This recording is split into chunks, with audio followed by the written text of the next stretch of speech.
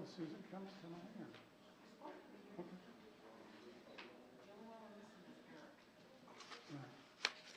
Yeah, I knew that one. Yeah, that's a tough one.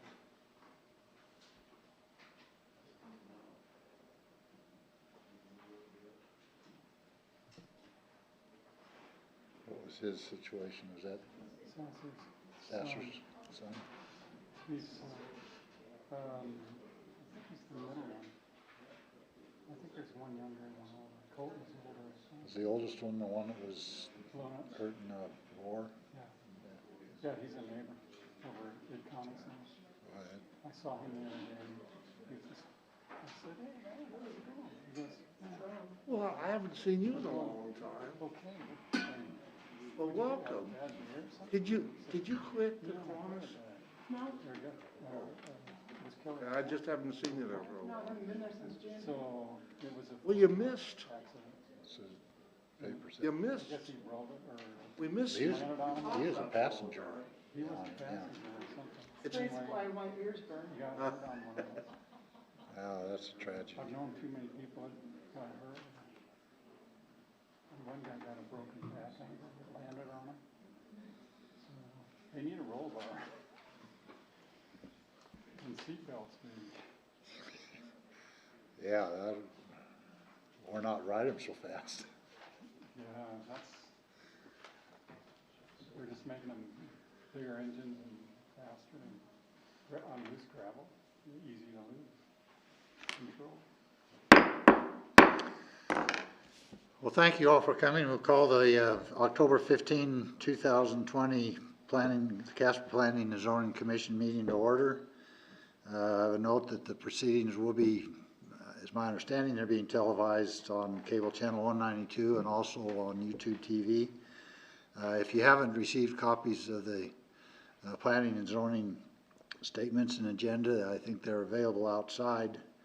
And if you do have cell phones, if you could put them on mute or turn them off, it would be appreciated. I'll note for the record, we have 6 of our 7 commissioners in attendance tonight. We also have with staff Craig Collins and Dee Hardy. We have via telephone our city attorney representative Wallace Trembeth, who will be available should there be any legal issues come up. We also have our community development director Liz Becker and our city council liaison Councilman Hopkins here tonight. With that, I would ask for approval of the September 17, 2020 minutes. So moved. Moved by Commissioner Davis. Seconded by Commissioner Fassel. Are there any corrections or additions? We do not have our electronic voting tonight, so I would ask for either approval or disapproval with a thumbs up or a thumbs down from the commissioner. So all in favor of approving the September 17, 2020 minutes as submitted, please signify with the thumbs up. And please record the vote. With all commissioners voting aye with the exception of Commissioner Frank, who's abstaining, the minutes are approved. Thank you. We have 5 items on our agenda tonight. I'm going to take one of them out of order. The first one that we'll hear tonight is PLN 20033C. I would note, advise that it takes 4 affirmative votes to carry any motion and not just a majority of the commissioners present. Anything less than 4 votes is a denial. And the applicants can postpone their public hearing until next month in anticipation of more planning commission members being present if they so desire. PLN 2033C is a petition for a conditional use permit for an accessory dwelling unit in an R2 1-unit residential zoning district on lot 238 Westwood number 2 edition located at 1704 Cody Avenue. The applicant being Carolyn L. Rodriguez and Antonio L. Rodriguez. Do we have a staff report?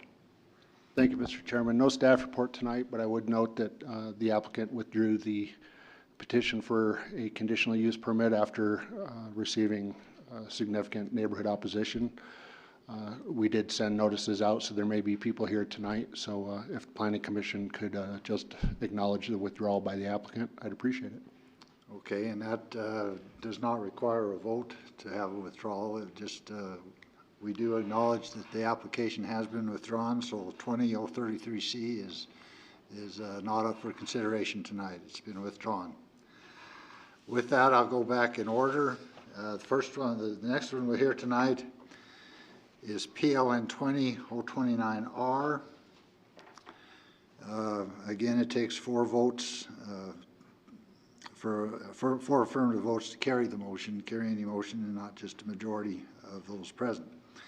PLN 20-29R is a petition to vacate and replat Lot 14, Block 17 of Lots 8 through 14, Block 17, Trails West Estates Number 2 Edition, and Lot 20A, Block 17, Trails West Estates Number 3 Edition, to create the Trails West Estates Number 4 Edition to the City of Casper, located at 6831 Trevitt Lane, the applicant being Anage Indigo, I hope I pronounced that right, trustee of the Anage Indigo Living Trust, dated April 11, 2018. This item was tabled at our last meeting on September 17, so I would ask for a motion to remove it from the table for consideration tonight. So moved. Moved by Commissioner Davis, seconded by Commissioner Feth. With that, please indicate your approval to remove 2029R from the table for consideration. And please record the vote. With all members voting aye, the motion passes. Thank you.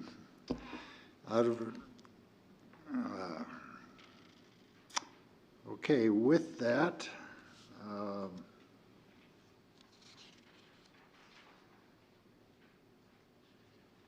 we heard that. I now declare the public hearing open for consideration of case PLN 2029R. The hearing will be conducted in accordance with state statutes, the rules of the Planning and Zoning Commission, and other applicable laws. I would ask those individuals who address the commission to approach the lectern, identify yourself, and please state your address. Would the person? Mr. Chairman, Yes. if I might, need to get the, I don't believe we read the staff report. I'm sorry, last I month. skipped ahead. I apologize. We do need a staff report on it. Okay, thank you, Mr. Chairman. My bad. Application has been received to vacate and replat 2 lots located south of Trevitt Lane and immediately south and west of Indian Scout Drive. Trevitt Lane is an improved public street, and Indian Scout is a dead-end, undeveloped public right-of-way. Indian Scout was initially designed as a horseshoe-shaped loop street. However, a portion of the street located approximately in the middle of the loop was vacated many years ago. The subject property is zoned R1 residential estate and encompasses 5.95 acres, more or less. The proposed replat is not changing the existing lot configuration for the properties involved. The purpose of the replat is to create a new subdivision and to generate a new subdivision agreement in order to change the terms regarding the construction of Indian Scout Drive. Section 1.3B of the current subdivision agreement specifies the timing and trigger for the construction of Indian Scout Drive, which according to the current agreement must be constructed concurrently with the development of the lots. The applicant seeks to defer the construction of Indian Scout while allowing the applicant or its successor to build on Lot 1 of Block 17, Trails West Estates Number 4.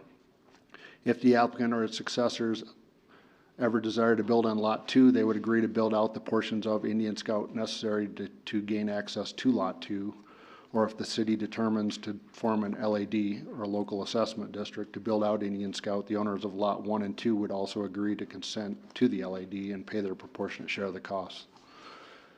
Mr. Chairman, I have 7 exhibits to enter. A is the replat application. B, vicinity map of the 300-foot notification zone. C, copy of the plat. D, legal notice sent to the Star Tribune. E, notice of public hearing sent to property owners within 300 feet. F, public comment from Thomas Hogan, 93 Valley Drive. And G, memo to the chairman and members of the Planning and Zoning Commission. Thank you, Mr. I will- Collins. Exhibits A through G are accepted for the record.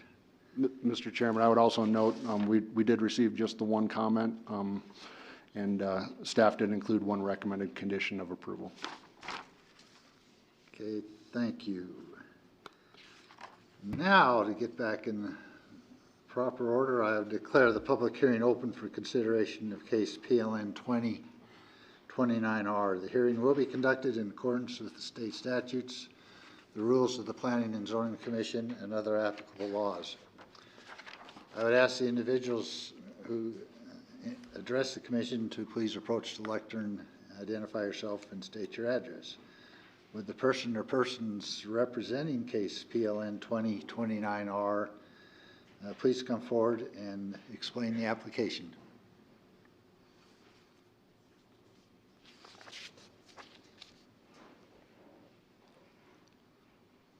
Okay, if I take this off for presentation. That's perfectly acceptable, Mr. Tyler. Good evening, Chairman King, members of the Planning Commission. My name is Keith Tyler. My business address is 421 South Center, Suite 201, Casper. I'm here tonight on behalf of Anij Indigo, the current owner of the property. This property was purchased, the Lot 1 portion of the property was purchased by Al Jordan over 10 years ago. Unfortunately, Mr. Jordan passed away a couple of years ago, and his spouse, his surviving spouse, now owns the property. They've been trying for most of that 10 years to try to figure out a way to build a house on that or to sell it to someone else so they could build a house on it. The problem is Indian Scout. The house that would be built on Lot 1, if it's built, would front on Trevitt Street, and that would be its primary access. So Indian Scout is not useful to the construction of a home on Lot 1, and is a very significant burden for just building a home on Lot 1. It also is probably a street that shouldn't ever be built. Originally, when this area was platted some 30 plus years ago, as planning staff indicated to you, it was designed as a horseshoe road with a number of lots that fronted on it, justifying the need and desirability of Indian Scout. But when one of the adjoining landowners was able to vacate a portion of Indian Scout that ran through his house, which understandably why he wanted to vacate it, that kind of made Indian Scout moot as a useful street, and a street that the city of Casper would really want to have built out and take responsibility for. Normally when you have a public street that is taken over by the city, you want that street to be useful, serve a number of households, and have some legitimate reason for being built. There really is not a reason to build this street, and it's really the hope of the applicant and the likely buyer of this property to build a house on it, that Indian Scout will never be built, that in fact it'll be vacated at some later date when the adjoining landowner decides how he wants to build out his property. And there's a number of reasons why the adjoining landowner that owns all those other lots on Indian Scout that are subject to the petition for vacation today It's a computer. wouldn't want that street built out. Number one, building out the street dead ends it into his house and perhaps encroaches into his house. I don't think the original platting was done properly in the vacation if it was even platted. And so some of the surveying that we've had done indicates that the street does not dead end west of his house, instead it dead ends on his house property some point. So he really doesn't want it built for that reason. He also has a couple of lots that would front on Indian Scout. They're mostly in the floodplain and very likely couldn't be built in the current configuration. When this land was platted 30 plus years ago, this property wasn't in the 100-year floodplain. A significant portion of it was not.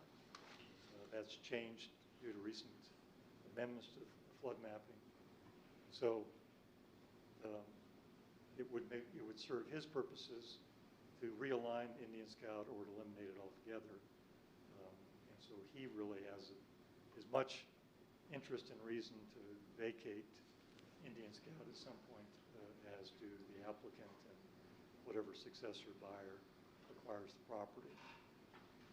So the point of this whole process of filing a replat is to allow us to do a new subdivision agreement that reflects that reality, that there is a desire to build on Lot 1 now, and that eventually Indian Scout may be vacated altogether. And so there wouldn't be a need to build it out partially now, only to have it at some later date vacated. And so the process that was presented to the applicant for doing this was to replat it and to do a new subdivision agreement. You might ask, well, why did the previous subdivision agreement provide for construction of Indian Scout as part of the subdivision agreement for that lot? I can't tell you what went through the previous owner's mind when they replatted their properties and created this original Lot 1 and agreed to the construction of Indian Scout. I'm not sure they had all the facts, and I'm not sure if their process was before the vacation of Indian Scout by the adjoining property owner. All I can tell you is that in the existing subdivision agreement for this property, it requires that Indian Scout be built out before you could even build on Lot 1. Next question might be, well, what harm is done if you approve the new plat and the proposed new subdivision agreement? We would contend no harm is done to anyone. Property owners of Lot 1 and 2 would ultimately be on the hook to participate in the cost of Indian Scout if it's deemed necessary, or if they want to build on Lot 2. It's likely that they won't build on Lot 2 because a lot of that's in the floodplain as well. But if they were determined they wanted to build on Lot 2, then they would have to confront building out Indian Scout. Or they can wait until the adjoining property owner says, I want to go ahead and start building or developing out the balance of my property, and goes to the city and says, I want to build out Indian Scout, and he could petition the city to form an LAD to do that. And we're agreeing as part of this process that if the city approves establishing an LAD to build out Indian Scout, if that's what the city deems it wants to do, then the property owner will be bound to do that. I guess I'm telling you today that I think that's a remote possibility. I don't think the city independently will ever want it built, and I don't think the adjoining property will want it built out and have to pay for his share of building out Indian Scout. Again, doesn't do a very good job of servicing his property for development, and as currently platted, winds up entering into his house. Happy to answer any questions if I could on behalf of the applicant. That's all we have. Okay, thank you, Mr. Tyler. I do have one question, and I think you addressed it in your description of the application, but staff has recommended the one condition relating to establishment, signing and executing the subdivision agreement, and it sounds like that's something that you're familiar with and you're in agreement with. Yes, absolutely. With that, so that's not a surprise that that would be in That there. would be prepared and signed off on by the applicant before city council considers that. Okay, thank you. Questions for Mr. Tyler from the commission? Thanks, Keith. Thank you. As required by state law, we will invite people to comment in favor of or in opposition to all public hearings. Is there anyone in the audience wishing to speak in favor of case PLN 2029R?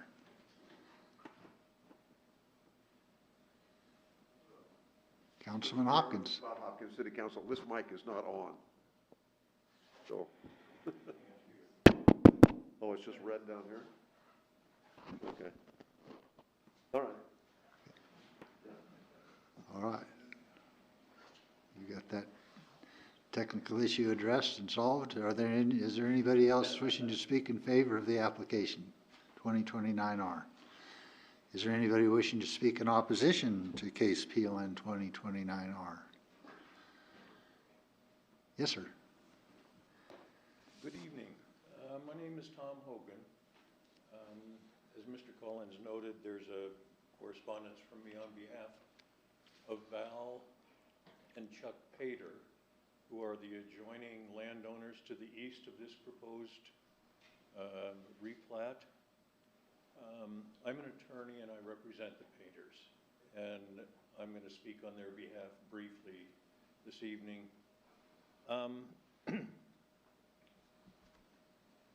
The Paters don't really have any objection to the substance of this replat.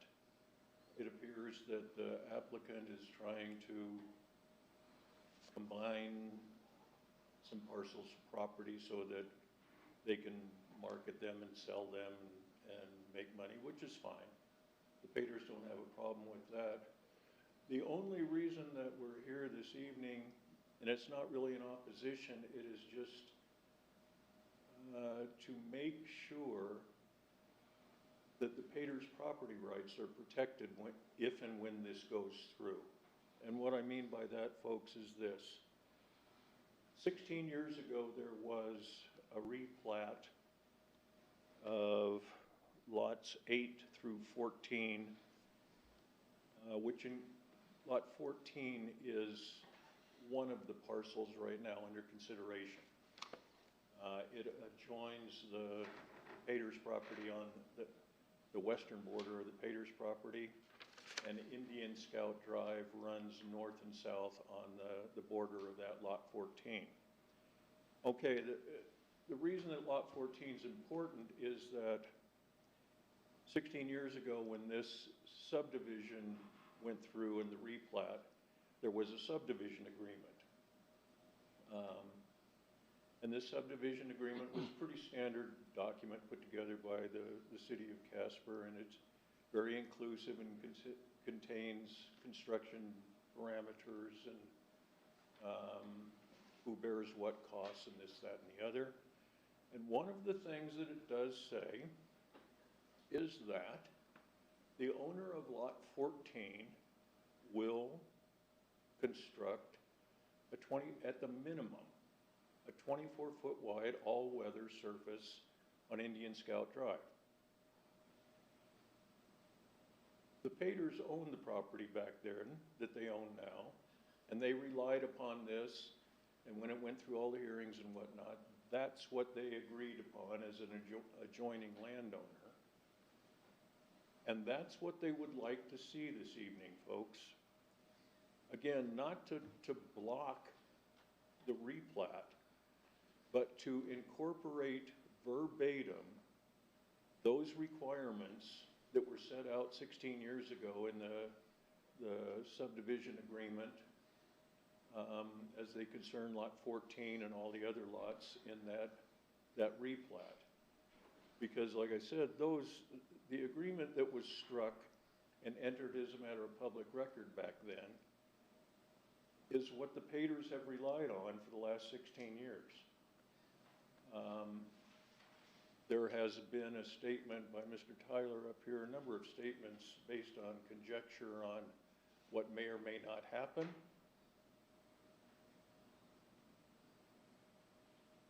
I think we've all got ideas on what may or may not happen. Right now, there is one thing before this commission, and that is whether or not this replat should be approved.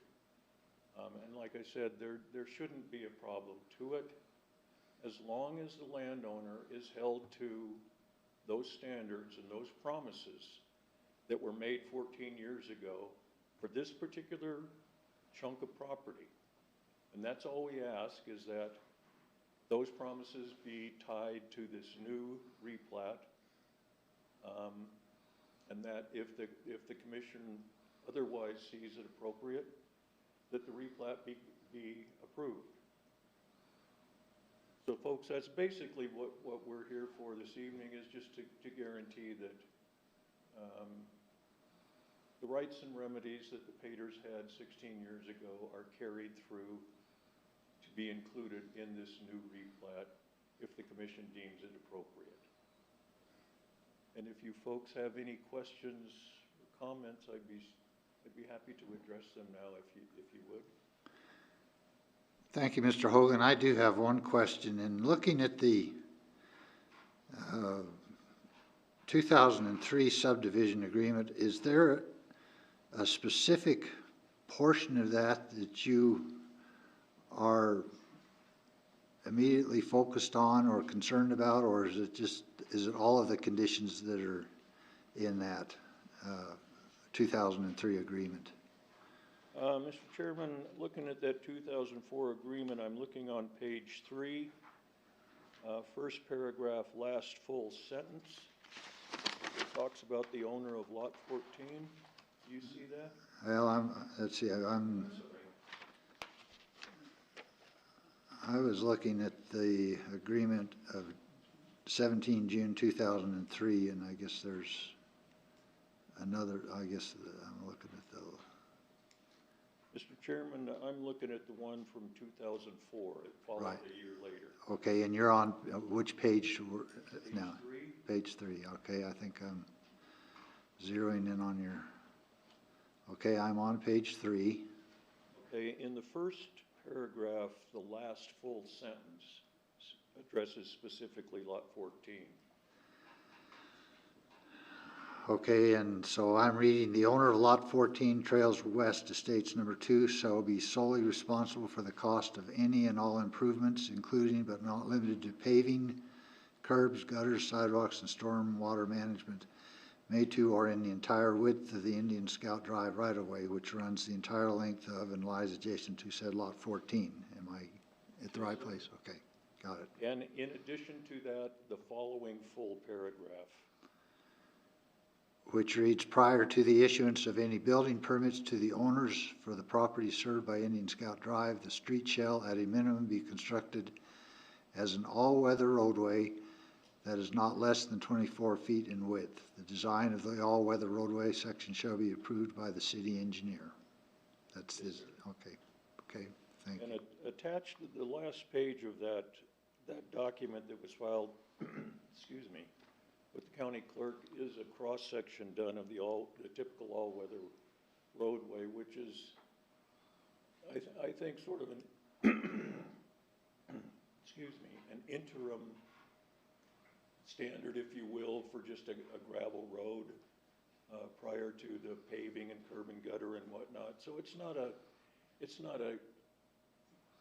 drop-dead requirement, but it does require that the landowner develop that lane and provide access for not only lot 14, but also for the Paters. Okay. Thank you. Other questions from Mr. Hogan from the commission? Thank you, folks. Thank you.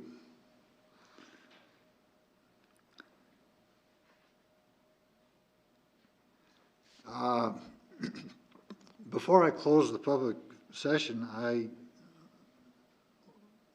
think it would be appropriate, and I think I've got the right to ask Mr. Tyler to respond to the concerns addressed by Mr. Hogan.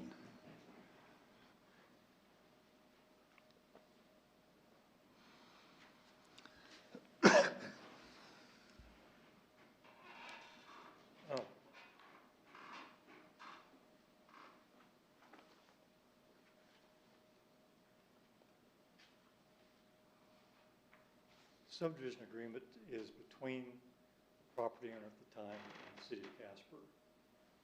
Mr. Pater was not a party to that agreement and really has no right to rely on it. The city of Casper is the one that has the right to rely on that subdivision agreement and does so in order to ensure that property is developed in accordance with its rules and regulations in a way that benefits the community and the city. If this Indian Scout constructing it now when construction on Lot 1 occurs is in the city's interest, the city could certainly say, we're not going to approve a new subdivision agreement. But I would contend that allowing construction on Lot 1 does not constitute a detriment to the city, particularly when the subdivision agreement provides that the city can require Lot 1 and 2 to participate in construction of that road if the city of Casper deems that appropriate or useful or whatever. It's their discretion to decide whether or not to proceed with Indian Scout being built out. And Lot 1 and Lot 2 will not contest that, and they'll participate in their share of the cost of building it out. But to say that Mr. Pater should have a say in what the city does here, I don't think is appropriate. Of course, you can ask the city attorney for his advice on that. Okay. Thank you, Mr. Tyler.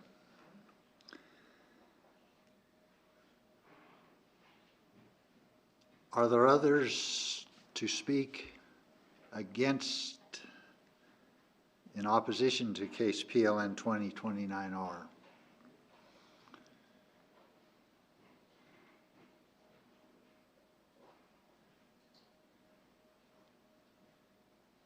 Hello, City Council. I am Chuck Pater, by the way. And I just thought maybe a little bit of clarification on what has taken place back when they replatted that would help you folks maybe. Back when they replatted that, they took Indian Scout from where it used to be platted and put it in between me and Lot 14. And they did that without ever speaking to me. And the reason that's the reason they made Lot 14 contingent to be financially obligated to put that portion of Indian Scout in by itself. That they wanted to keep me out of it, so when they put the road in between me and that lot instead of where it used to be, so they could replat everything down farther, then that made them that made that lot financially responsible for that section of Indian Scout. Now, my attorney, Mr. Hogan, has been talking to Mr. Tyler about a total replat of my property and theirs as well, and the vacation of that whole section of Indian Scout, which we're willing to look at that and probably do it. However, I don't want it done. I don't want this road vacated and them allowed to start construction on this property until such time that we get this replat into effect, if it can come to that.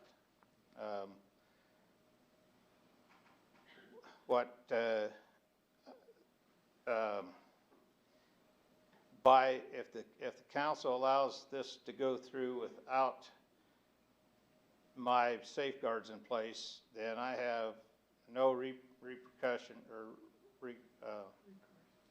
whatever the word is in the future, and I don't think that should be right, because this was all done to keep me out of the loop and to allow them to replat that road in between me.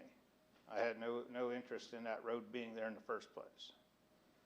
So if you folks decide to let this go through without keeping my safeguards in place, that takes everything I have off the table here.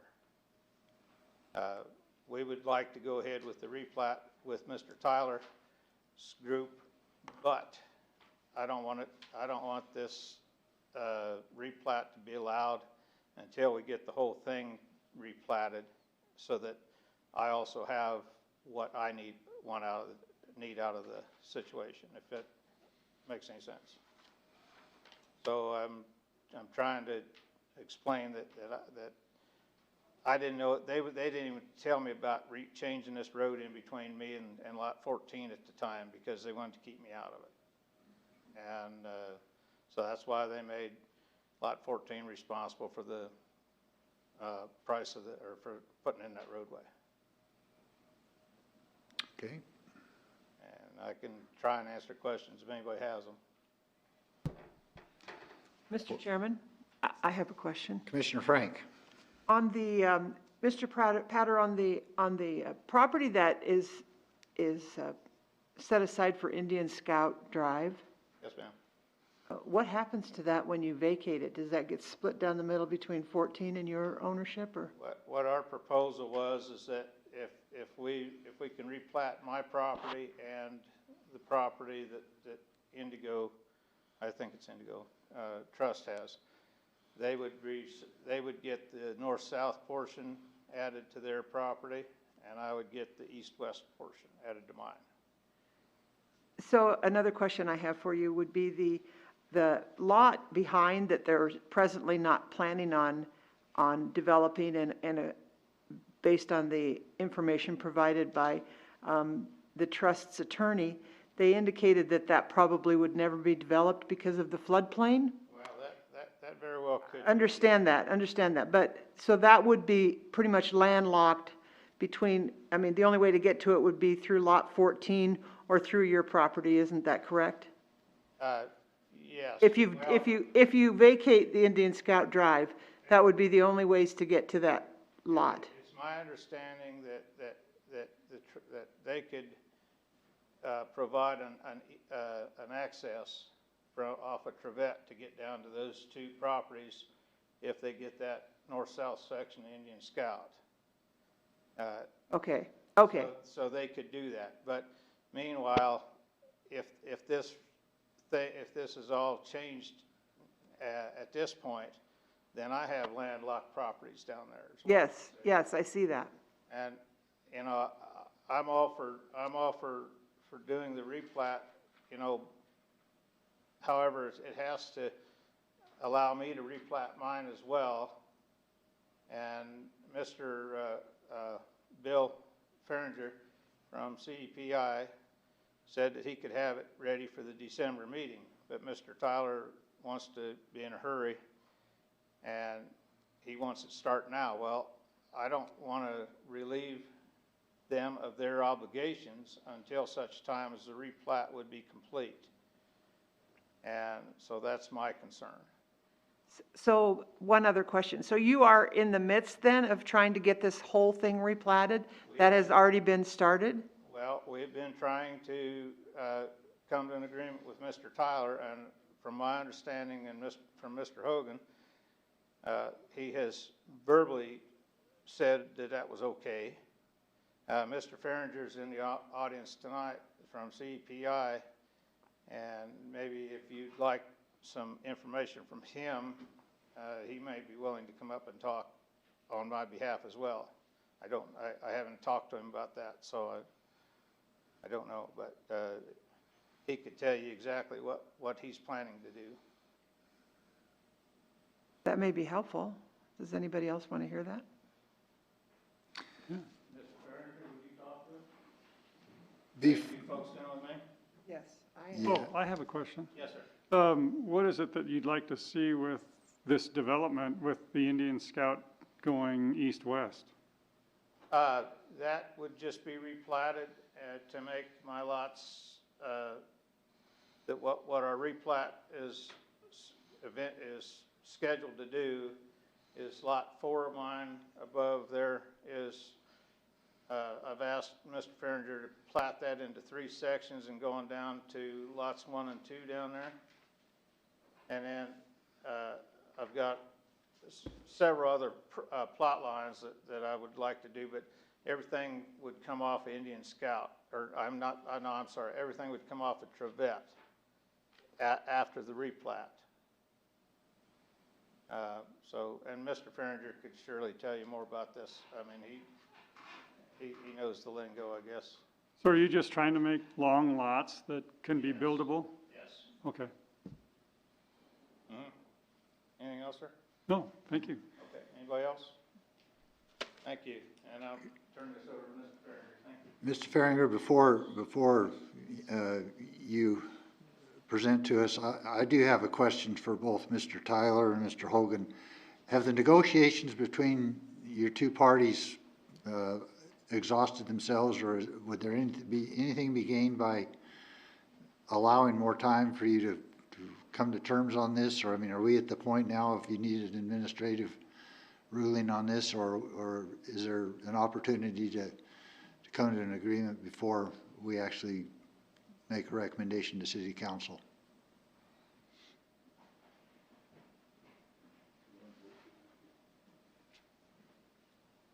Does my question make sense? Is timing and trust. We've been dealing with Mr. Pater for quite a number of years, trying to work something out, and have not been successful in the past.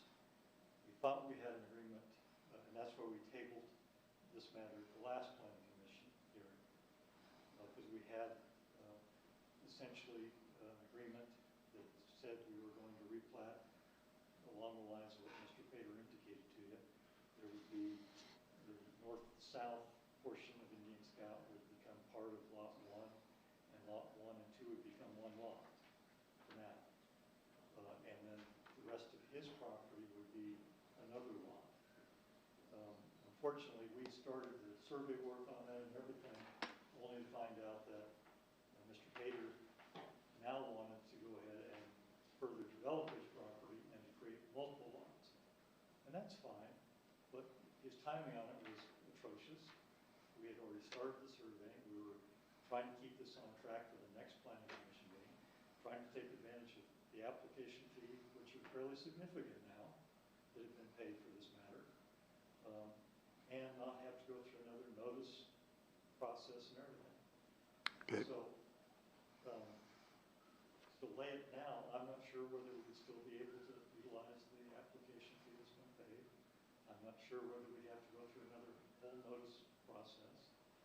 And instead of, my client has a prospective buyer to buy Lot 1 and 2. They could close on that later this month or early November after the City Council considers this matter. Now we're looking at January. Okay. So it's a timing matter.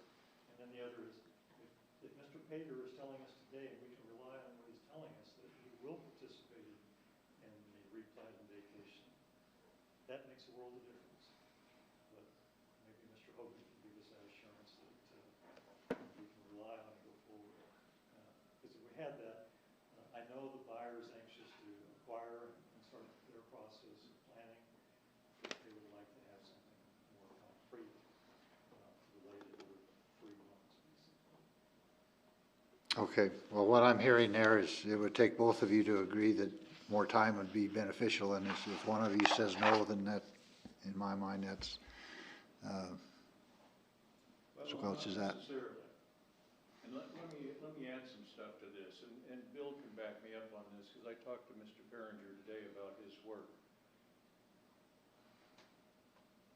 What Keith said about our original agreement is true in concept.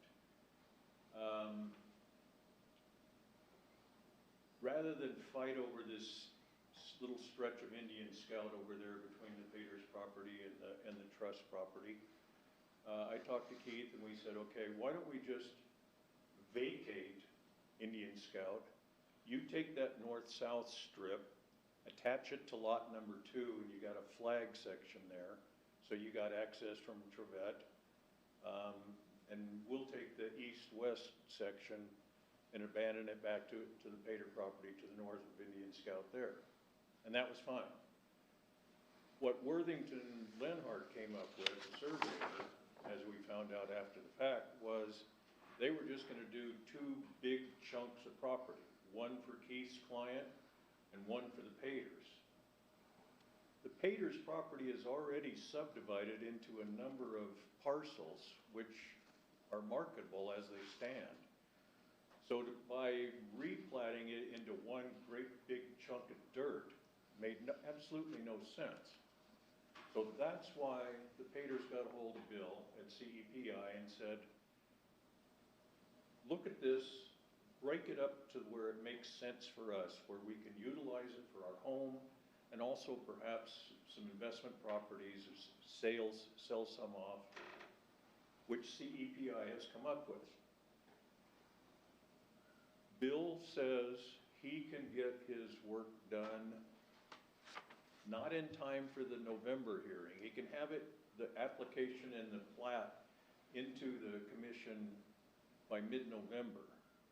But it won't be in time for the November hearing, but it would be on the books for the December hearing.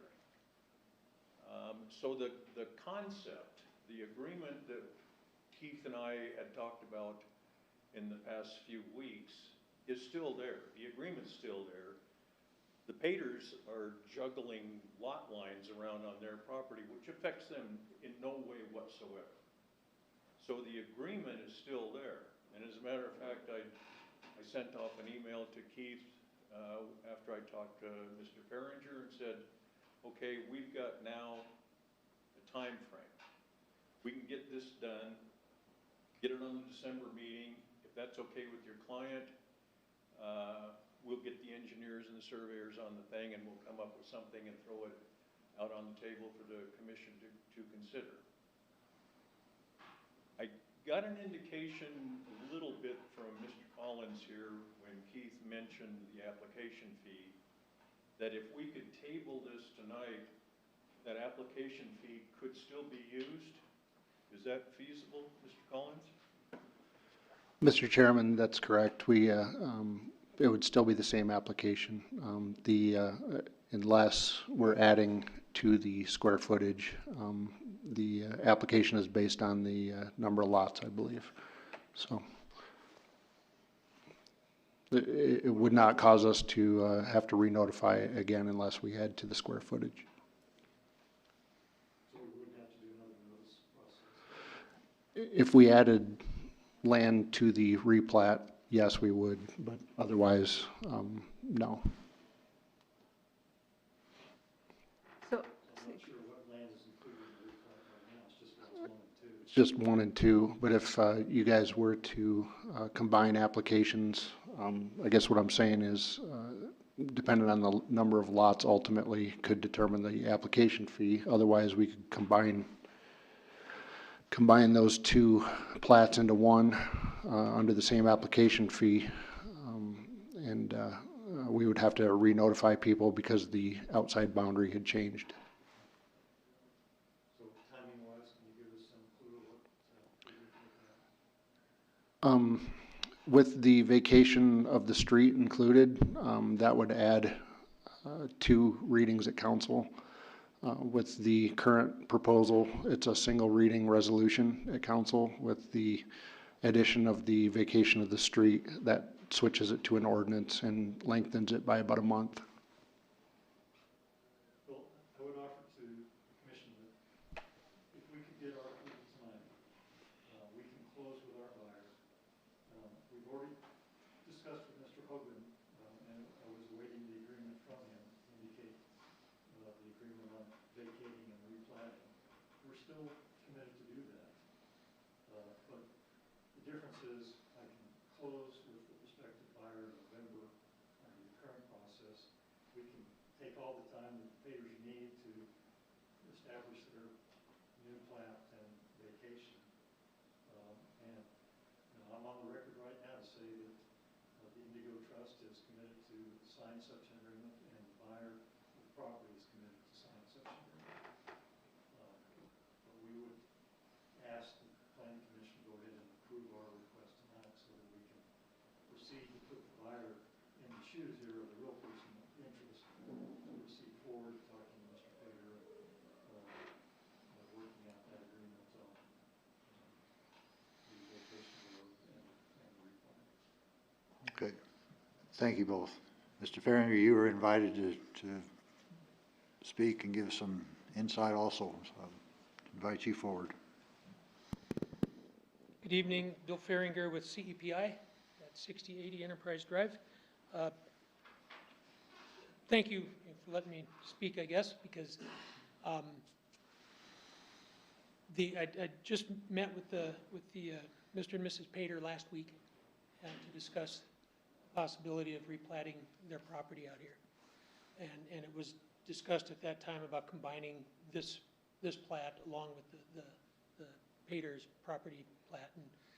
And I think Mr. Pater explained what our thoughts are pretty well, and the fact that, you know, we would take some of those lots and just making them, like Commissioner Hines said, is just long, skinny, narrow lots coming off of Trevitt Lane there for that stretch over there west of the Pater's residence. And then north of the Pater's residence, all the way along Trevitt Lane, all the way over to the east end of Indian Scout Drive, would be some smaller lots, again, fronting off of Trevitt Lane, kind of like the same as the lots that you see coming in off of Robertson Road. As you're coming in on Trevitt Lane off of Robertson Road, the lots on the south side with all those really nice houses and everything, it's pretty much what we're looking at is a strip of those. And then the Pater's residence and everything would be south of all of those. And they would all get access off of Indian Scout Drive to the east, which would remain unchanged.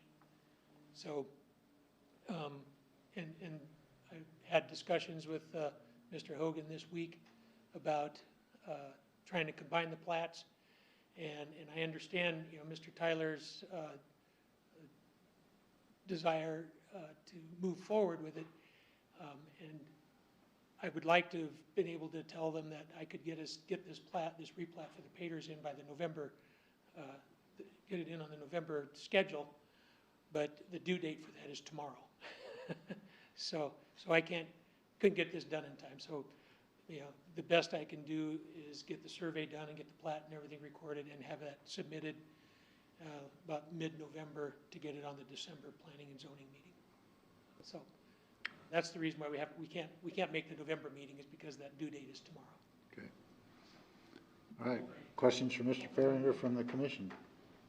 Mr. Chairman, I have a question. Commissioner Frank? You had indicated that access to the property on the east would be on Indian Springs Drive. Do you mean maybe Whispering Springs? Because we were talking about vacating Indian Springs, so there would be no access on Indian Springs anywhere down in this property area. I believe you are right there. At Okay. one time, there was. I just wanted to make sure that we hadn't decided we were going to now go back to Indian Springs Drive in the middle of all this, because I lost myself, so, okay. Oh, I apologize. That's fine, just And clarifying. their access would come off of. And that's where their access to their present home is, off Whispering Springs, is that correct? Correct. Thank you. So nothing on that end would change.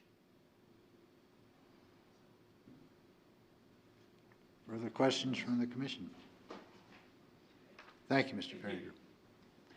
Is there anybody else in the audience wishing to speak in opposition to case 2029R? All right, there being no others to speak for or against the case, I now declare the public hearing closed and will entertain a motion to approve and forward a due pass recommendation to the City Council to deny or to table case PLN 2029R, the replat.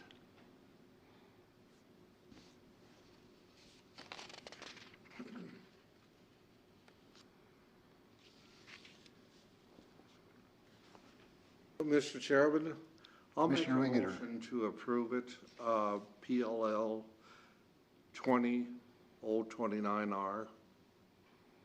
Okay, motion to approve by Commissioner Wingeter. Is there a second? For the purposes of discussion, the chair seconds it. And I will open it up for discussion.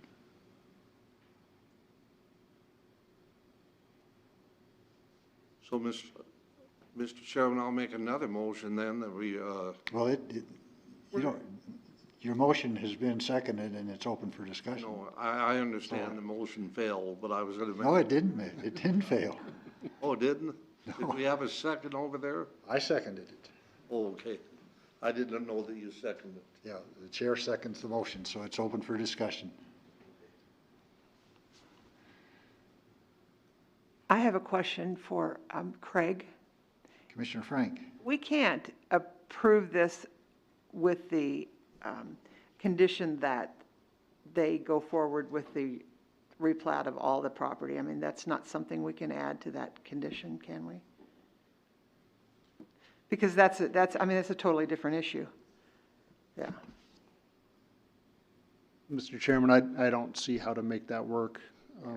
I think the strongest motivation, if you'd like that to move together, is to continue or table this one pending a different application. And if that application comes in, move it forward, and if it doesn't, then move it forward.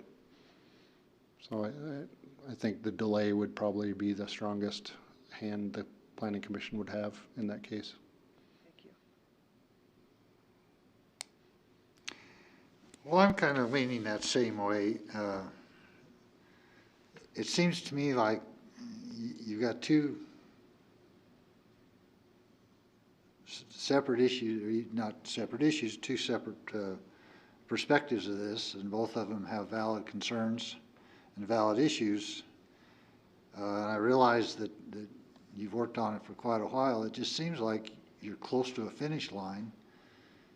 And even if we were to continue this until December, which would be the earliest that we could get the replat in, it seems like that would come closer to solving everybody's problem rather than dumping it on the city council and planning and zoning to dictate what's done on it.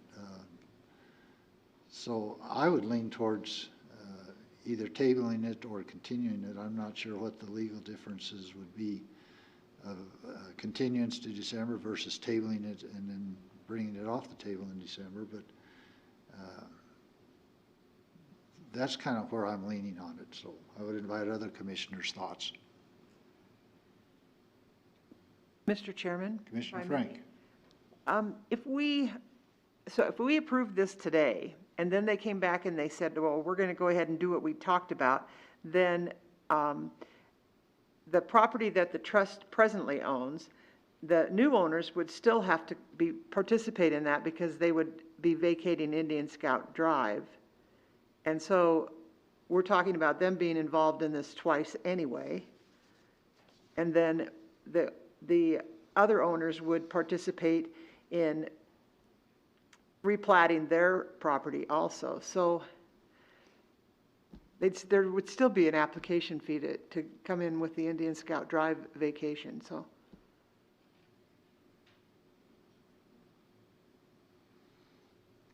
Does that all make sense?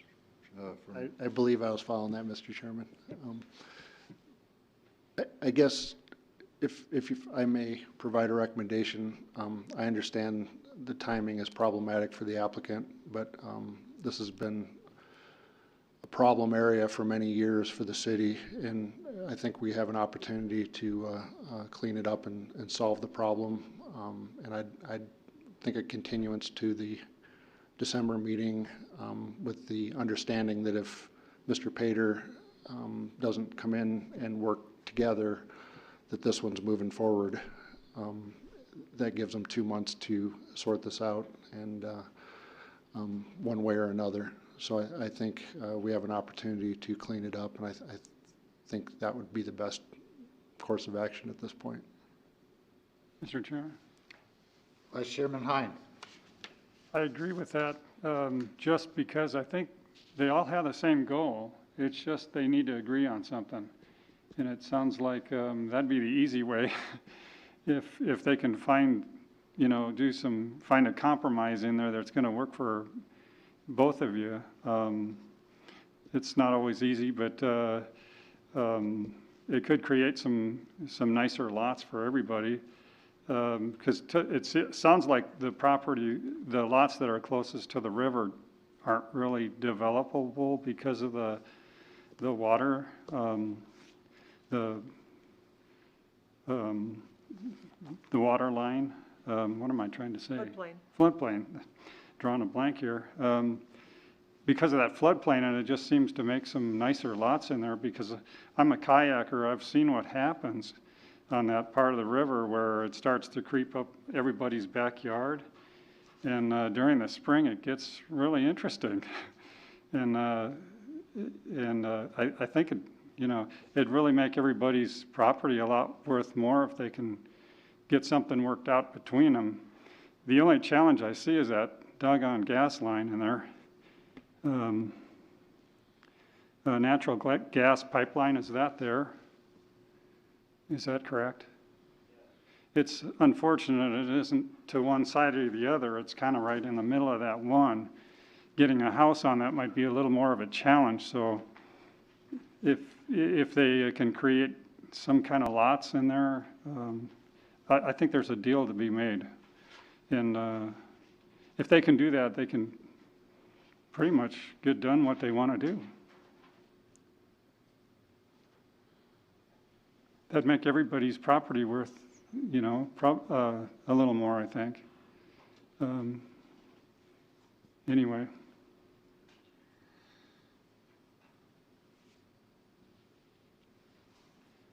Okay, we have a motion that's been seconded, but my understanding of the parliamentary procedure is we can make a motion.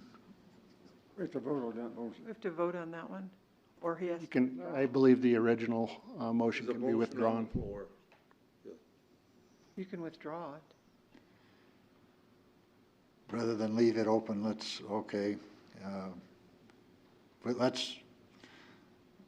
that would probably be the cleanest way to do it, if that's the direction of the commission, would be to withdraw the motion and the second, and entertain a motion to either table it to a certain date or continue it to a certain date, that being December.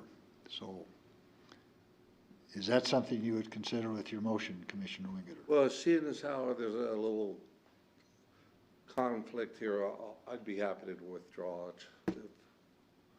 And I'll withdraw my second.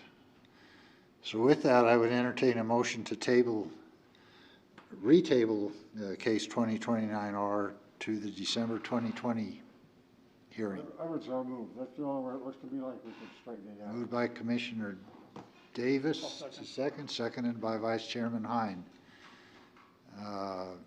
No discussion for a table motion, so please indicate your desire to table 2029R to the December 2020 hearing with a thumbs up or a thumbs down. Mr. Chairman, table is actually no date certain, continue is a date certain, so I just wanted to be sure. Okay, so we table it. So if we're going to, so we would move to continue it. I would suggest continue to the December meeting with the understanding that it's moving forward either together Okay, so- or separately. So I would ask Commissioner Davis and Vice Chairman Hein if you would amend your motion or withdraw the table motion and entertain a motion to continue to a date certain. So moved. Okay. I'm with it. That's called flexible parliamentary procedure. Is everybody clear of what we're doing here? This will be we do now have a motion on the table, or motion in front of us to continue to the December 2020 hearing date, case PLN 2029R. And Mr. Chairman, Commissioner Okay. Reeder. I understand the motion, but are they gonna hopefully work it out between now and, Well, that's up to Yeah, them. either that or we continue. huh? They've got till then to work it out, or we continue on. Or we go forward. Or we make a decision in December, but it just seems like there's opportunity out there for you folks to come to complete terms without us having to dictate them to you. That's just an observation of the chair. And the same goals. So with that, please indicate your desire to continue 2029R to the December 2020 hearing with the thumbs up or a thumbs down. And please record the vote. With all members voting aye, the motion passes. Thank you.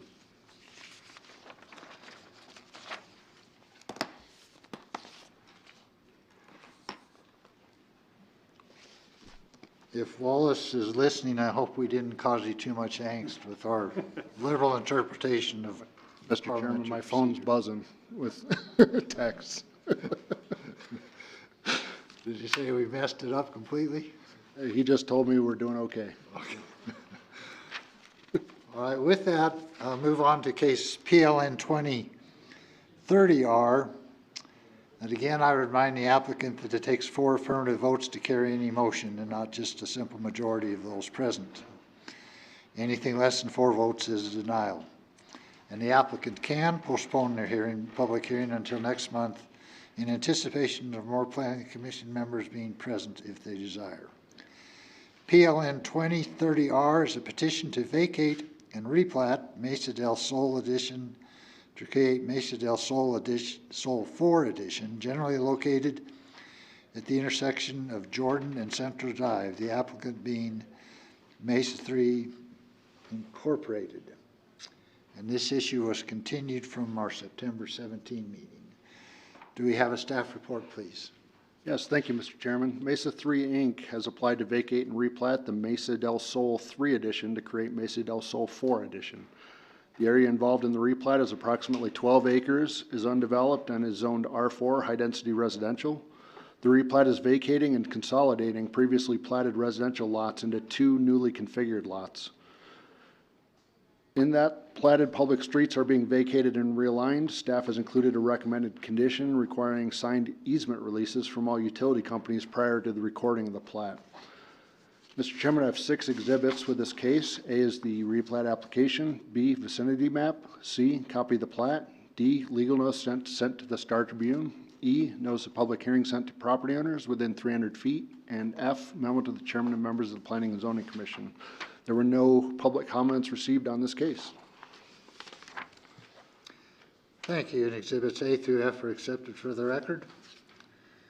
I now declare the public hearing open for consideration of case number PLN 2030R. The hearing will be conducted in accordance with state statutes, the rules of the Planning and Zoning Commission, and any other applicable laws. I would ask the individuals who address the commission to identify yourself and please state your address. Would the person or persons representing case PLN 2030R please come forward and explain the application? Mr. Farringer.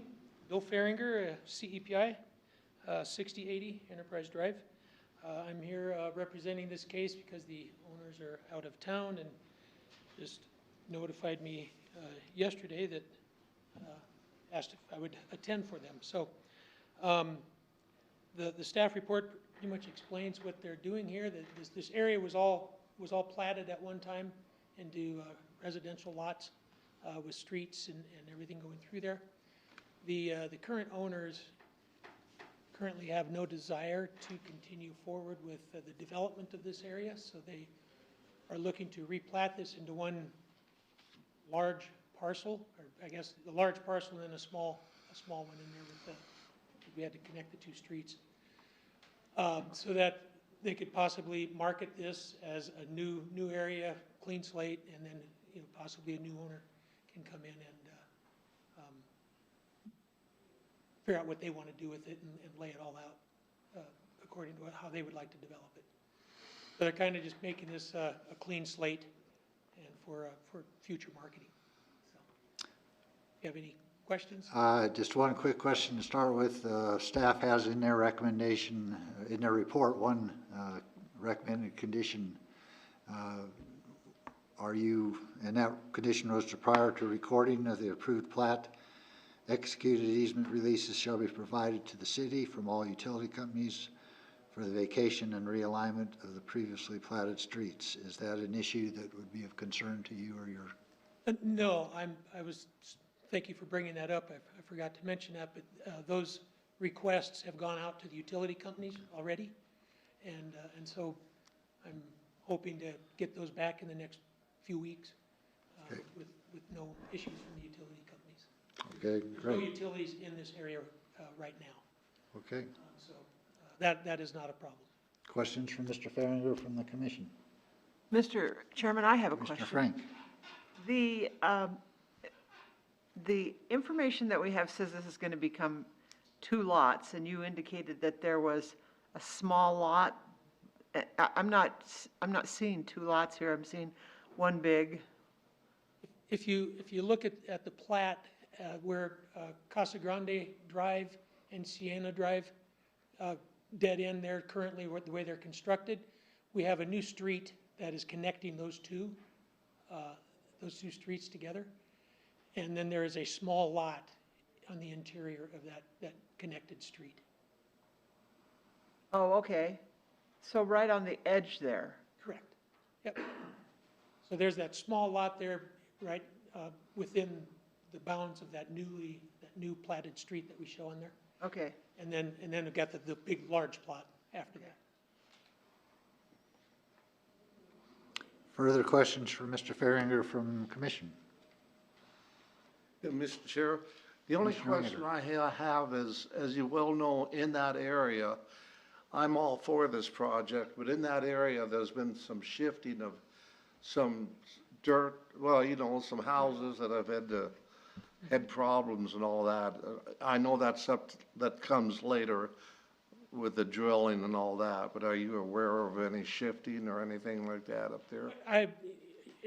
Just like you, I've heard the reports on the news and whatever of the existing houses in there that have had some foundation problems. The area that we're trying to replat right here doesn't have any structures or anything in there right now. And so that would come, like I said, if somebody wants to develop this into residential lots, they would have to get more boring samples, soil samples, and come up with a foundation recommendation that would alleviate any shifting of foundations. So Okay, that would definitely come later. thank you. I have a question of the planner. Commissioner Future Davis. subdivision, when it's developed into the lots that way, you will automatically ask for a soils boring on the lots before you should of a building, is that not correct? Mr. Chairman, that's correct. Prior to construction, not with the plat, but prior to building permit issuance, we do the soil borings. That's the part that we were worried about. Thank you, Mr. Farringer. Okay, thank you. As required by state law, we invite people to comment in favor of or in opposition to all public hearings. Is there anyone in the audience wishing to speak either in favor of or in opposition to case PLN 2030R? There being no one to speak for or against this case, I now declare the public hearing closed and would entertain a motion to approve and forward a due pass recommendation to City Council to deny or to table case PLN 2030R, the replat. Mr. Chairman, Commissioner Frank. I would so move. Moved by Commissioner Frank, seconded by Commissioner Wingett. Discussion? Is that with the one condition? Yeah, Yes, that is with the one condition. Okay, thank you for the clarification. and the commission that is addressed in the staff report would be included in the motion. Discussion? I have a question. Vice Chairman Hein. So they are still developing a few lots by connecting those two streets? Is that the deal? The streets, staff asked for those streets to be connected in the interim, just because we don't like to leave dead-end streets in excess of 150 feet in length. They would require either a cul-de-sac or some sort of turnaround at the end. So the easiest option was to just connect the two, so it's a continuous right-of-way. Okay. Are they not putting lots along that perimeter then, or not? Not within the boundary of this plat, no. Oh, There's okay. just the interior lot created by the circular street, but it's not proposed for development at this Okay, time. that's cool. Further discussion? Okay, the motion on the table is to approve the application with the one condition. Please indicate your approval or disapproval with the thumbs up or thumbs down, and please record the vote. With all members voting aye, the motion passes. Thank you. The next item on our agenda is PLN 2032R. Again, I remind the applicant it takes 4 affirmative votes to carry the motion, not just a majority of the commission present. PLN 2032R is a petition to plat a portion of the southeast quarter of the northwest quarter, Section 3, Township 33 North, Range 79 West, 6 p.m., Natrona County, Wyoming, to create the Kinco Addition Number 2, located at 813 North Elma Street, and comprising 0.77 acres, more or less, the applicant being Kinco Investments LLC. And do we have a staff report, please? Thank you, Mr. Chairman. Wade Kindle has applied to plat 0.77 acres, more or less, to create the Kinco Addition Number 2, located at 813 North Alma Street. The subject property was formerly described as Block 44 of the North Casper Addition Number 2. However, Block 44 was vacated, and the property is now unplatted. The property is zoned C2 General Business and is occupied by commercial and industrial structures. The applicant is planning to develop an additional commercial structure on the property, which necessitated the platting of the property. Prior to any development taking place on the property, a site plan application will be required. Staff did not provide any recommended conditions with this one, and we also did not receive any public comments. And I have 6 exhibits to enter. A is the replat application, B, vicinity map, C, copy of the plat, D, legal notice, E, notice of public hearing sent to property owners within 300 feet, and F, memo to the chairman and members of the planning commission. That concludes staff's report. Thank you. Exhibits A through F are accepted for the record. I now declare the public hearing open for consideration of case PLN 2032R. And once again, the hearing will be conducted in accordance with state statutes, planning and zoning rules, and any other applicable laws that would be in place. I would ask the individuals who address the commission to please come forward and identify yourself and state your address. Would the person or persons representing case PLN 2032R please come forward and explain the application? Good evening. Good evening. I'm Wade Kindle with Kinco Investments, P.O. Box 51551, Casper, Wyoming 82605. Okay. And, yep, just trying to get it plotted to build a new building there and clean up the area and add some value to the land that's just been sitting there, and it's been housing a bunch of old farms that we've cleaned up, and just trying to beautify North Casper. Okay. Questions from the commission for Mr. Kindle? I have a question.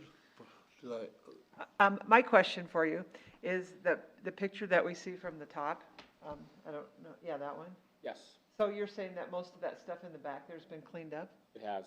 Okay, that was, my question was where were you gonna put another building, because it looked kind of full, but, okay. Yes, That answers my question, thank you. you bet. I just had one question. Are Commissioner you Hader. gonna expand your building here to the south or anything like? No, it's gonna border on the east property line. Oh, okay, so you're not gonna expand this building, you're just. Correct, it's completely on the right side, Yeah. all the way to the blue line. Oh, okay, I understand, It's gonna be in between, I understand. there'll actually be 3 buildings there once the new one's constructed. Any further questions for Mr. Kindle, Vice Chairman Hein? Would you just kind of answer the existing one there and kind of like make a big U shape then? Is that the deal? It's just gonna be, basically, if you see the building that's there in the middle, it would mimic and mirror that one to the east side. Right on. And so there'd be drivable, lanes in between. So there'd be a total of, with the new construction, there would be a total of 3 instead of just the 2 that are there now. Right on. That way you can keep everything protected. And it looks better. It'll save your forms too. That's right. Okay. Any other questions for Mr. Kindle? Thank you. I think that's all. Okay, thank you. Okay, as required by state law, we invite people to comment in favor of or in opposition to all public hearings. Is there anybody in the audience wishing to speak either in favor of or in opposition to case PLN 2032R? There being no one to speak for or against the case, I now declare the public hearing closed and would entertain a motion to approve and forward a due pass recommendation to the city council. I'll make that motion unless Randy. I'll second. Okay, motion by Commissioner Wingeter, seconded by Vice Chairman Hein. Discussion. Seeing none, please indicate your approval of the motion for case PLN 2032R with the thumbs up or thumbs down, and please record the vote. With all members voting aye, the motion passes.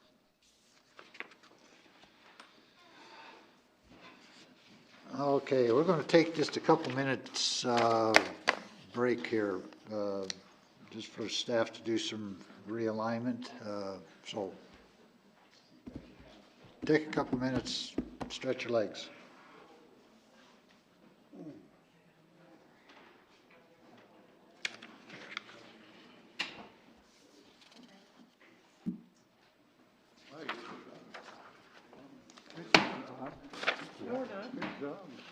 That was a very interesting one. Oh, we're just taking a break.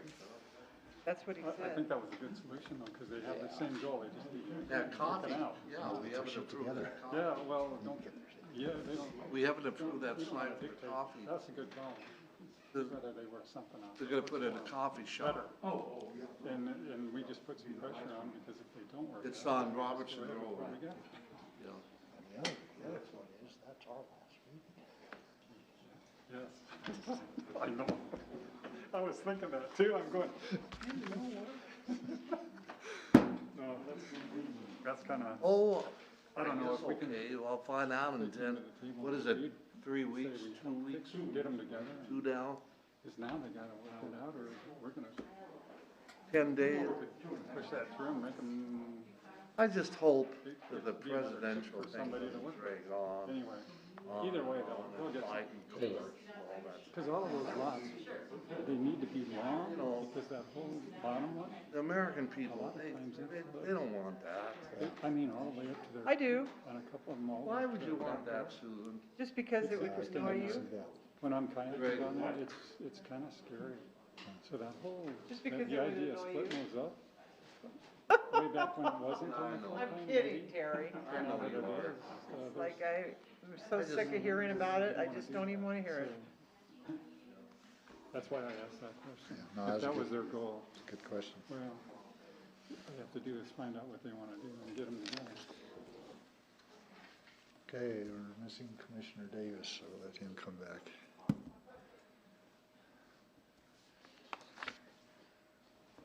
Craig, you grew your hair out. As soon as we get, when we get Commissioner Davis back, we, It's a good look. Craig has changed there. Craig has hair now.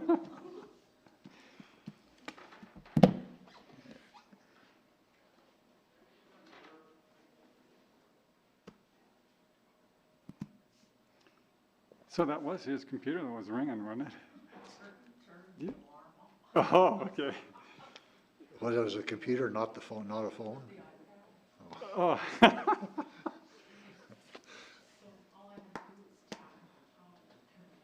Oh, okay. Well, like you said, he was just pushing the wrong buttons.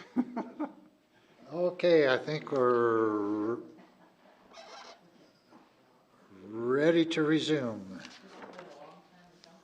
The last item on our public portion of our agenda is PLN 2034Z. And again, I would remind the applicant that it takes 4 affirmative votes of the commission to pass any motion, not just a majority of those of us present, even though that's the same number as 4. PLN 2034Z is a petition for a zone change of lots 3 and 4, Hembry Edition number 2, located east of Robertson Road and directly north of 2671 South Robertson Road, from zoning classification R2, 1-unit residential, to C2, general business, to allow for the construction of a drive-through and walk-up coffee, beverage, food service business. The applicant being James C. Roberts and Gloria J. Ninjin. I hope I pronounced that right. Do we have a staff report, please? Mr. Chairman, we do. Application has been made for a zone change of 2 vacant lots located east of Robertson Road and directly north of 2671 South Robertson Road. The subject lots are currently zoned the R2 1-unit residential and consist of 2 platted lots, lots 3 and 4, in the Hembry Edition number 2. and encompass approximately 0.5 acres in total. The property is entirely paved with asphalt, wedge-shaped, and ranges in lot depth from 122 feet on the south side to 50 feet on the northern boundary. The applicants have requested a C2 general business zoning in order to allow for the development of a drive-through and walk-up coffee, beverage, food service business. Existing zoning classifications and land uses in the immediate area are as follows. To the north, we have 1-unit residential, R2, and that is City of Casper-owned property. And that property is proposed for the construction of a pedestrian bridge landing for the Platte River Trail, which has been in the works since 2016. To the south, we have R2 1-unit residential, again, single-family residential with approved city-issued conditional use permit from 2009, which does allow for that warehouse and light industrial asphalt business. To the east, which is actually across the river, we have, again, City of Casper property. It's unzoned because it's property that was a former sewage lagoon for the Paradise Valley Water and Sewer District. The property is proposed for the construction of a pedestrian bridge landing for an extension of the Platte River Trail, which then would connect with that city-owned parcel to the north. To the west, across Robertson Road, is R6 Manufactured Mobile Home Park, which is the Green Valley Mobile Home Park, which was annexed to the city in 2019. This past year, we all worked on that together. The balance of the summary of my report and what you have in your memo does go into the details about the property. We looked at the land use history of the parcels in question. We looked at the traffic studies and access to that property. We looked at the allowable uses in both the R2 and C2 proposed zoning classifications. And finally, we looked at the applicable visions and goals of the comprehensive land use plan. And again, there were 7 of them that I felt should be included in the memo that we put together for you. There are no conditions or restrictions that are going to be brought forth as a recommendation for this zone change because they are not allowed with the conditional zoning. And we cannot add them. So at this point, we have not received any comments for or against this case. But we do have some additional exhibits to enter into the record besides the photos that Dee has put up there, which are labeled alphabetically. We have numerical exhibits, which are 1, the petition for the zone change. Number 2, the vicinity map of the 300-foot notification zone. Number 3, the public notice sent to the Star Tribune advertising the date of the public hearing. Number 4, the notice of the public hearing sent to the property owners within the 300-foot area. And number 5, a memo to the chairman and the members of the Planning Commission, which you have received and I've just done some highlights with. So at that point, concludes my staff report. Thank you, Ms. Becker. All exhibits are accepted for the record. I now declare the public hearing open for consideration of case PLN 2034Z. The hearing will be conducted in accordance with state statutes, the rules of the Planning and Zoning Commission, and any other applicable laws. Would the person or persons representing case PLN 2034Z please come forward and explain the application? Good evening. Hi, I'm Jim Roberts. I live at 2235 Mercy Circle. This is my granddaughter, Lauren Manson. You can tell me where you live. I live 2662 Painted Horse Trail. Okay, thank you. Really appreciate y'all's time tonight, considering the zoning change off of Robertson Road. This whole idea came about just a discussion with my granddaughter and I, and we happened to purchase this property, and it kind of made sense to us to maybe do a family business here in the near future. So that's kind of the idea behind the whole thing, but I do want to I think you guys covered some of the background and history about the property, so I'm going to kind of talk about our reasoning for wanting the zone change. Before 2000, it was zoned agricultural, and the property had included an adjacent home and a grandfathered asphalt trucking business, which I think is still in the zoning for the property adjacent. In 2000, it was still zoned agricultural, and this might already be in your staff report there, but there was a variance and a conditional use permit for a coffee drive-through. I thought I just mentioned that there had been a coffee drive-through there in the past. And I can't remember how many years it was there, but we did actually have a use that worked there at one time. 2009, it was still zoned agricultural. It was included in the replat of the Embry addition, conditional use permit for warehousing and light industrial use. And in 2016, that's when the Embry addition number 2 was created. And it specifically included the property, and it was rezoned from agricultural to R2 at that time, 2016. And as we understand from 2016 until we purchased the property, it remained a paved parking lot with a storage building until it was sold to us. So basically what we're looking at for justification is that the property has historically required conditional use permits to operate various businesses through the years. If the property is zoned as C2, it would not require continued conditional uses to operate a business. And would provide an opportunity for the development and would enhance the neighborhood and the river area too. That's what we also really like about the property. It's right there by the river. The property has never been used for residential use. And one of the problems, when we looked at this property and why we thought about the drive-through business was, the acreage is pretty small, the property boundary and shape are, it's a little bit irregular. There's some setback restraints, of course, if you build a single-family residence. There's some existing easements, and, there's a little bit of traffic on Robinson Road. So, in essence, it doesn't really lend itself well to a single-family dwelling. So that's why we think this is the best use of this property. And just one other thing I wanted to add is, when you look at a small commercial development in this area, it does provide some principles and goals of the 2017 Casper Comprehensive Land Use Planning, or Plan. And I listed a few down here. I think it's in the staff report, but basically the river interaction there, if there's like a cafe or a drive-through or walk-up, it does provide, the neighborhood and the community somewhere to go. And there's really hardly any examples of this in the city of Casper. I know we had to take Pump House for a while, but I don't even think they're open anymore for business. So it provides something that's just kind of a rarity in Casper right now, where you do have that type of business right next to the river. And there is some goals in there about mixed-use neighborhoods, provide commercial uses and adjacent to residential neighborhoods. Provides a public place.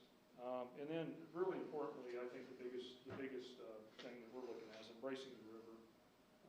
I've been having to work out of town a lot the last few years, and we went out for a little bike ride a few weeks ago, and it just struck me how special the river is and the trail and everything. And with our plans to, basically develop this and then have it right by the trail, we think it'll really help, kind of provide a little bit of benefit for the people on the trail as well.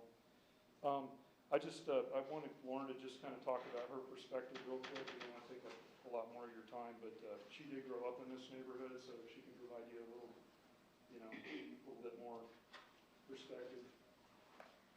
I did grow up near this plot, and as a kid, there wasn't much really to do except for ride your bike and be outside. And I think having a family-owned business would bring a lot of families to come outside and bring a lot of kids from the Oregon Trail School and from the surrounding neighborhoods to just come and have a place by the river that they can safely spend their time at. And it would also be a good addition to the current river traffic, like with the paths, and it would also give some kids a chance to have a job to start with. Okay, thank you. Questions for Mr. Roberts, or is it your granddaughter? Yeah. Okay. from the commission. I have one. Vice Chairman Hine. Is it gonna be more than just a drive-up? The plan right now is just to be a drive-up. Okay, because I think you could go farther with that. You might want to keep an idea where you can expand in a nice little place to sit and then outdoor space there. That could be cool. Yeah, we're thinking about the outdoor space, and right now, the plan would be to, be a drive-up on wheels, basically. Yeah, well, you got, yeah, that could be temporary, and then maybe if it's that successful, well, and you could put out picnic tables and stuff like that, all temporary, and then if it really kicks off, which I bet it would, especially after that bridge gets built, and then you're pulling kids from the school, and you got that big neighborhood all to pull from, you're giving them people to do, you could come up with more ideas for people. Maybe you put in an arcade. I don't know. Yeah, well, you give them something to do, they will come, it sounds like. And then that's kind of an industrial looking neighbor you've got there too, designed as a kind of a concrete outfit. So being commercial doesn't really bother me there. So you turning into commercial there makes sense, I think, too. So I think it's a great location for what you want to do. Further questions or comments from the commission? I just have a comment. Mr. Ringeder. That's a nice piece of property out there. Are you planning on tearing out, you're not gonna tear that one building down, are you, that's currently there, right? No, sir, we're gonna use that for storage at this time. Well, I congratulate you. I like entrepreneurs. That's a nice piece of property, and there's a lot of traffic that goes by there. Yeah. But we got a young one right here. Mr. Chairman, Yes, and Commissioner Frank. therein gives me the segue into what I was going to say. There is a lot of traffic on Robertson Road, so, and it is across the street from everybody that would visit, I mean, on foot. So I'm guessing one of the things you may want to do is see about getting I don't know, can you ask for a crosswalk? What can you do to make that safer to navigate crossing that street to get to that particular area? I thought there was a crossing near there, but I can't say for sure. It's kind of like a smaller crosswalk. It's down a little ways. Closer to closer to Oregon Trail? No, closer, Closer to your street. yeah, it's closer to my street, which is, Painted Horse Trail. Oh, okay. So you would go down, but there's no real sidewalk along there that you would walk along on that side, right? No. I didn't see any sidewalks, so, okay. That was the only thing I was suggesting, is that there's, the walkability there is not, having just been to a seminar about walkability, and that doesn't appear to be real friendly there, so you might want to see what you can do to make that work a little better. And Commissioner Frank, we would look at that at the point of a site plan. Thank you. Thank you. Mr. Chairman, Commissioner Ringeder. as that property and more people are using the river, you could even put a dock down there and rent Yep. canoes or something. Have those kayakers I was stop thinking in. of that, We could kayak down there and grab a coffee. That's right. And if this thing really kicks off, you can get a liquor license. Then we could get a beer on our kayak. Well, we'll just run the whole operation for you. Sounds to me like you got a whole group of potential investors in your project sitting right up here. It's spiked coffee. Just run the whole operation. All right. Well, first, we have to get it zoned, so are there any other questions for Mr. Roberts or his granddaughter from this commission? Thank you. Thank you. All right.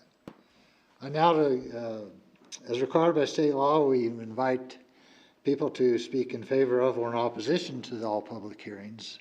Is there anybody in the audience wishing to speak either in favor of or in opposition to case PLN 2034Z, the zone change of the Henry addition? I'll make that motion, we pass. Okay, I now declare the public hearing closed and entertain Commissioner Wingeder's motion to pass and forward a due pass recommendation to City Council for case PLN 2034Z. Motion by Mr. Wingeder, is there, Commissioner Wingeder, is there a second? Seconded by Commissioner Feth. Further discussion? I think it's a perfect solution for that site. I would agree with that. It sounds very, very favorable for a successful venture, so I commend you folks for that.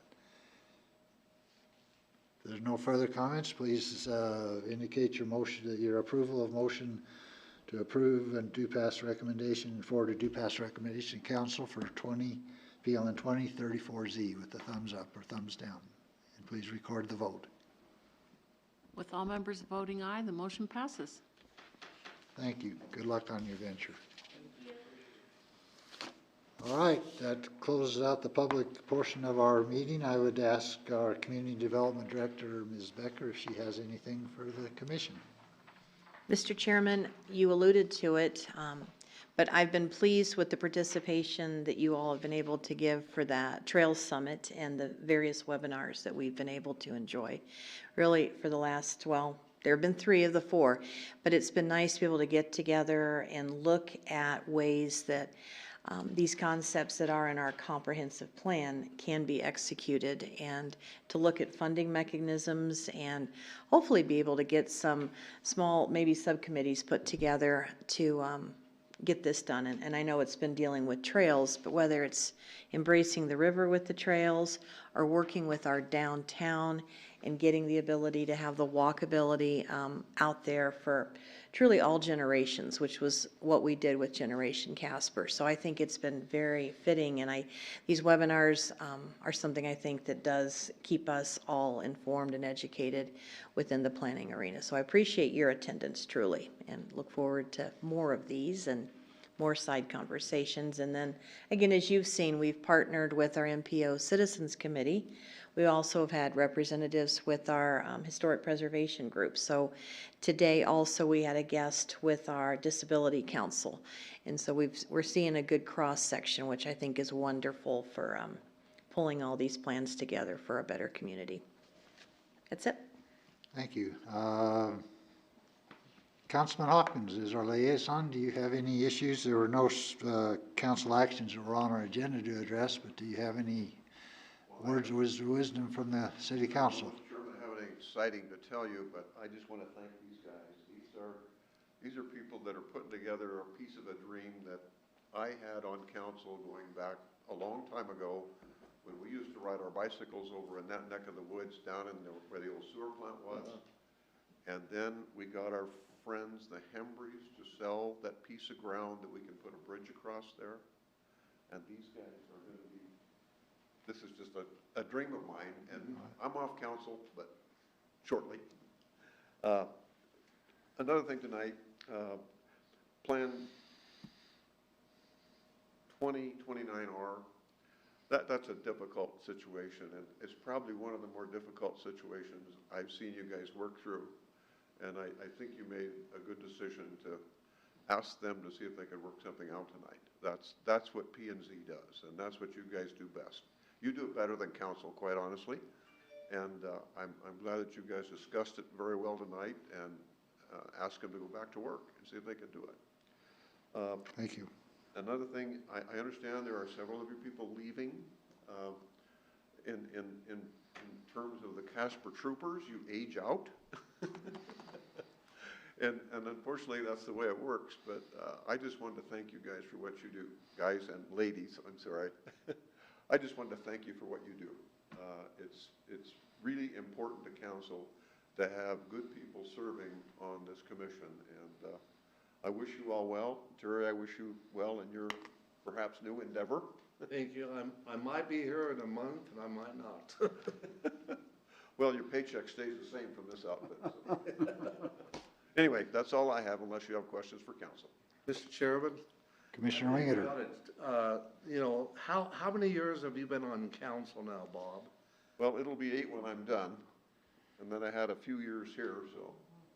Well, I think we ought to thank you for the years you've served on the council and whatever you did here too. Well, that's kind of you to say that, but when you work with staff like we have, it's all fun. Yeah, Thank you. but thank you. Thank you for your kind words, Councilman Hawkins. Commissioner Winger, do you have anything on the Historic Preservation Commission? Dee was nice enough to put a report there should be a report, well, you guys don't have the paperwork in front of you. The Right. minutes. But it's- the minutes from the last historic preservation meeting are in the packet. Yep. So I have nothing more, other than, Mr. Chairman, the meeting this month is gonna be this Monday, because last Monday was a holiday, and I'm gonna be out of town, so if somebody would, love to go as a liaison I'd sure appreciate it.